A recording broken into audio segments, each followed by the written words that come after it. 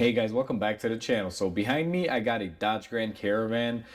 This one in particular, the customer wants to change out the transmission fluid. It doesn't have that many miles, has around 30,000 miles on it. So we're going to go ahead and do a transmission service on it where we just replace the fluid only. Now, before we go ahead and begin, guys, if you guys haven't subscribed to the channel, hit the subscribe button down below. Definitely smash that like button because it helps the channel out. And with that said, let's go ahead and get started. All right, guys, so before we start this service, I'm just gonna get this out of the way and mention it. I'm gonna be doing a fluid maintenance on it. I'm not dropping the pan or replacing the filter. On these cars, there is no way to drain the oil without actually removing the oil pan. And to do a fluid maintenance, that's a little bit unrealistic, because if I'm going to drop the pan, I might as well replace the filter and just do the full maintenance. It's a lot more work, and the customer doesn't want to pay for that at this point. This car has 30,000 miles on it. He doesn't want to replace his oil filter and trans fluid in a, as you say, a major maintenance until the car reaches around 60,000 miles, which is understandable. So in this video, I'm going to be doing the evacuation method using my fluid extractor, and then I'm going to be measuring how much fluid I take out, and I'm going to put the exact amount in. I will be showing you guys a trick using a dipstick to measure your fluid, because these cars do not come with a dipstick. I know that there is a specialty tool that I do not have. I used to have one and it broke, and I never bought another one. But when I had that specialty tool that was used on these transmissions, I would also use this method that I'm going to show you in this video using another dipstick to measure it out. And I would use my method of using another dipstick, and then after I would be done with the service and I got my results with that method, I would use the actual tool and follow the procedures, and it would always be spot on, exactly where it should be. So both of my method and the one with the specialty tool are proven in my book, because I've used one to test the other and vice versa, and they both gave me the exact same results. So it will be pretty accurate, guys. I know a lot of you may say it won't be, or this or that. That's your opinion. I've proven it and I've tested it, so I know it works. I wouldn't teach you guys something on here that I haven't tested myself.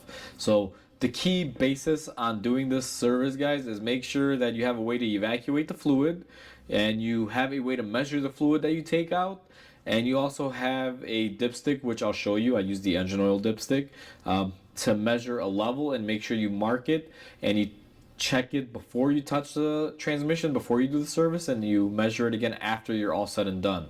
And the biggest key player on this that I'm going to mention, this car has been in my shop overnight. It's under a controlled temperature. The fluid that I'm going to be using has also been in the shop under a controlled temperature, meaning just sitting in the shop. And the way that I'm going to be doing this service is because I'm going to cycle the fluid through. It's not going to be just vacuum out the fluid and extract and then fill it back up with the exact amount that I took out. I'm going to have to start the engine and cycle through the gears just to get that fluid moving through the trans, so I can get a good majority of this fluid worked out of it and replenish as much of it as I can.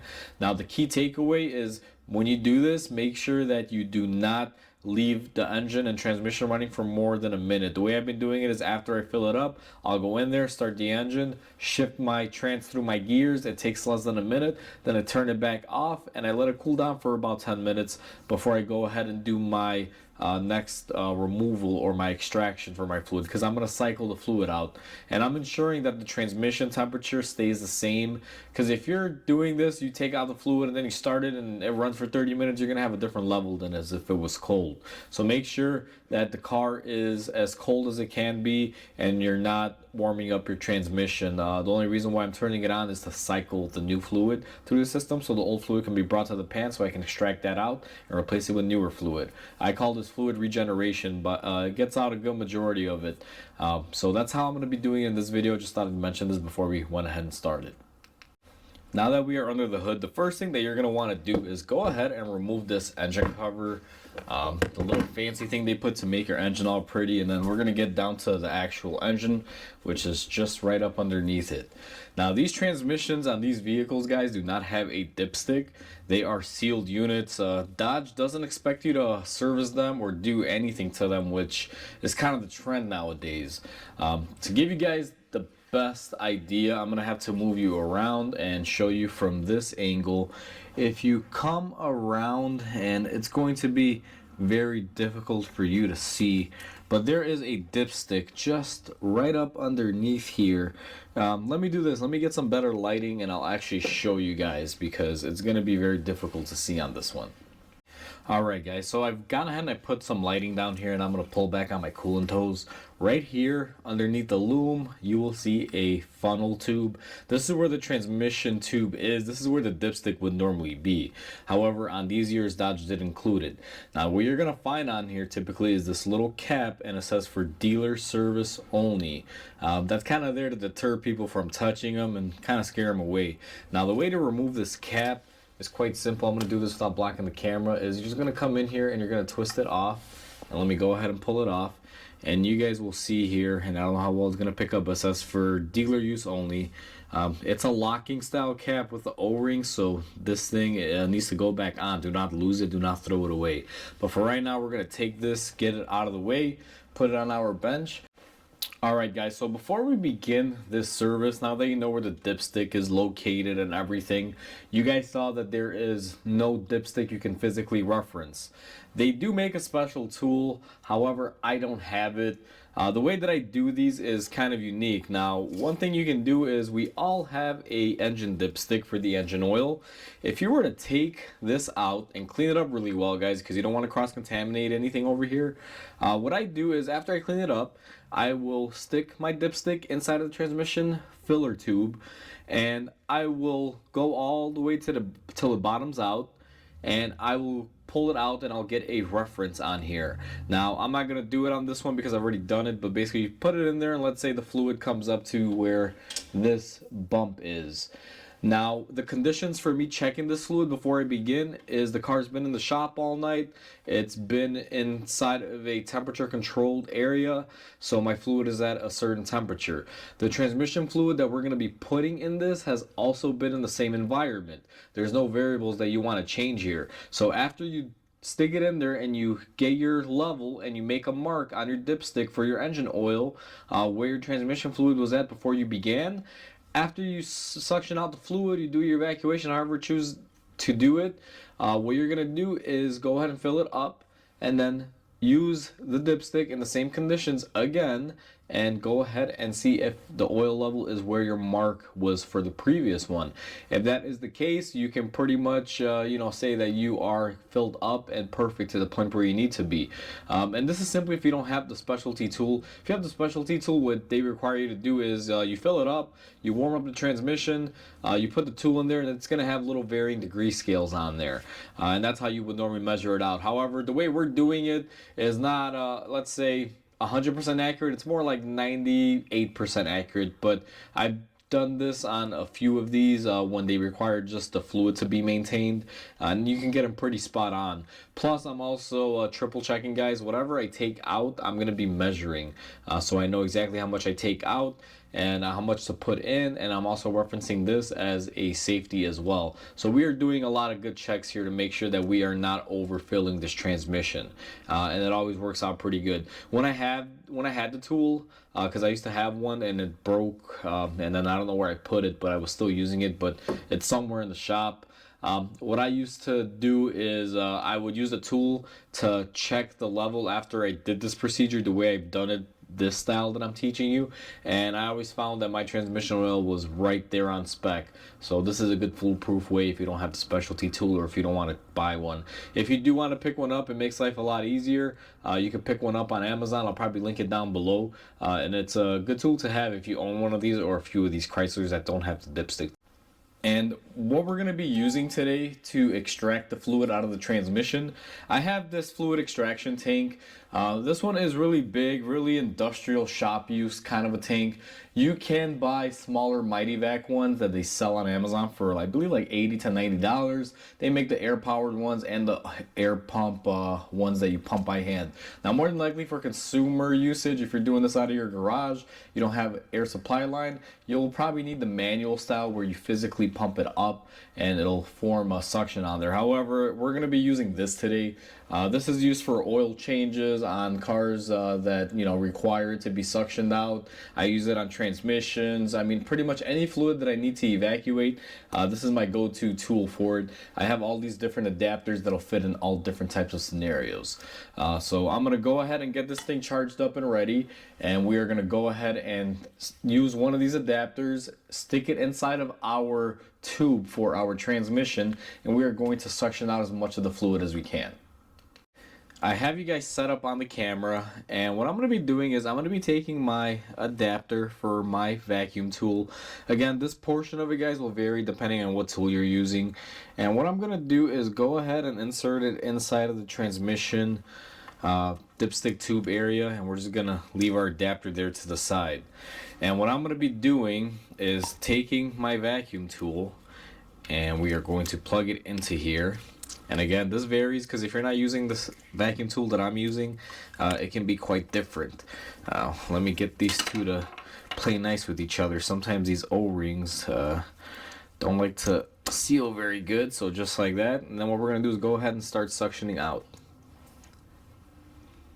Now this is going to take a while, so I'm going to give this a couple minutes.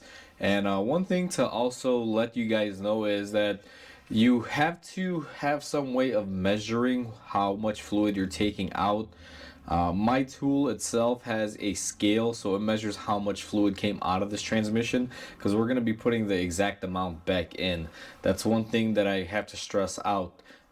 Or if you have a tool that doesn't have a way to measure it, what you're going to have to do is get a pan and afterwards measure it out to see exactly what you got out. You're going to want to get pretty close to where you're at on it.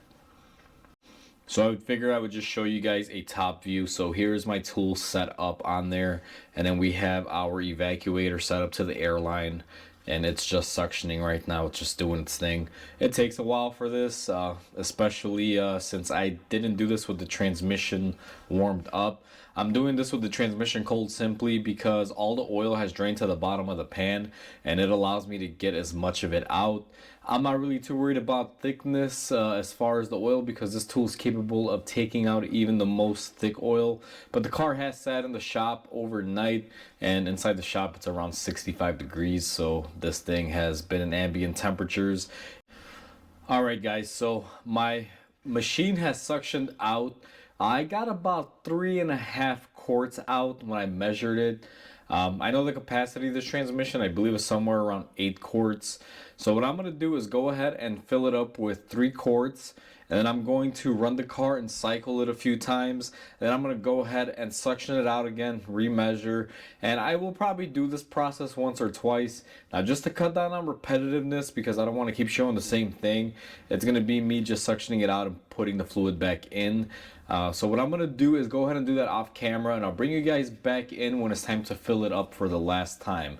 So you guys saw how we suction it out, and then I'm going to fill it up in the end. So what you're going to want to do is basically follow the first part and the second part and do that about 2 or 3 times. And what I'm trying to do is get about 3 or 4 quarts of new fluid in there, turn it on, cycle it, let the transmission run it through the gears, and then suction it out to get out a majority of it again, and then just keep adding new as much as I take out. I put in basically just to help renew all the fluid. Again, it's really considered like a maintenance. Alright guys, so I've cycled my transmission fluid a few times, and I have filled this transmission up and vacuumed it out with my extractor, and I've gotten about a good 8 or 9 quarts out of it, which is more than the capacity of it. So this is going to be the last fill up. Now, I've done this method that I'm going to show you quite a few times. If you plan on extracting it out, filling it up, running it, then extracting it again and doing it 2-3 times, it's going to be the same method as you're going to see here. So you just saw me extract it, now you're going to see me fill it up. So if you're going to go and do this more than once, you're going to follow it exactly how I do it. Now I'm going to be showing this to you guys as the final fill, but again, it works for the extraction too. It's the same process. So I'm going to take my funnel that I've been using. It's going to be this transmission funnel. It's a blue one. And what I'm going to do is go ahead and stick it into my transmission tube here. Make sure you have a really solid fit. Now it's kind of a hard angle because the hose does cover it up here, but you guys can see it. Now that we've got our funnel set up, we're going to be taking our fluid, which is ATF plus 4, and we're going to be pouring it in. Now, just to give you guys an idea, every time that I have extracted out the fluid on this, which I've done about 3 times now, I always get about 3.5, possibly 4 quarts out, somewhere in that ballpark range. You always want to measure, make sure you're getting the correct amount out and putting the correct amount in. What I also did was I measured it using the dipstick as I showed you guys earlier. Alright guys, so we filled up our transmission in the last clip, and now I have the dipstick tool that I'm using. Again, this is not the tool for this. I'm actually using an old dipstick off of a different car. I did mention earlier in the video you could use the actual dipstick for the vehicle, but in this case I'm using a different one. What I'm going to do, and just show you guys, I made a yellow mark. That's where my transmission fluid started with the car sitting in the shop all night. And it's been about an hour after I filled the transmission. I made sure all that fluid in the dipstick tube went all the way down in there. I haven't changed anything. The car hasn't been started or anything. It's been sitting on the lift just as it has been. And now with my mark on there, what I'm going to do is go ahead and insert this dipstick in here. And I'm going to take my measurement reading, and you guys will see, I don't know how well you'll see it, but it's right there on the spot. It's exactly where it should be.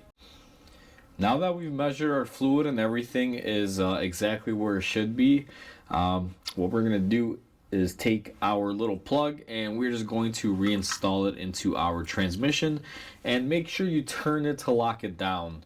And after we do that, all we're going to need to do is go ahead and replace our engine cover on here, just like so, and push it into place. One thing that I would do after you do this service is do take it for a nice test drive. Make sure everything is nice and warmed up. Make sure your transmission is shifting correctly. It's very easy to do, guys, as long as you take precautions and measure it and measure your fluid and put the exact amount you took out back in. You are able to do it this way. Hopefully this video doesn't really piss anyone off, because sometimes you know, some people say it's the incorrect way, this and that. But again, we're just doing a fluid maintenance. We're not doing anything really drastic here. He just wants to change the fluid every 30,000 miles on his vehicle, and that's what I'm doing for the customer. So once you have repeated these steps a couple times and done this, you're pretty much all set. Alright guys, so that's how you change the transmission oil on this Dodge Grand Caravan. And this is the extraction method if you're just doing a fluid maintenance and you don't want to do the major maintenance where you drop the pan and everything. This is the way it's done. As long as you're very critical and you measure how much fluid comes out, you control the environment of the car and everything, make sure you know the temperatures don't raise up and down too much while you're doing your measuring and everything, you should be pretty good to go on this. It's quite simple. So with that said, hopefully you guys enjoyed this video. Please comment, like, and subscribe. It definitely helps the channel out. I hope you guys have a wonderful day. I'll catch you guys on the next video.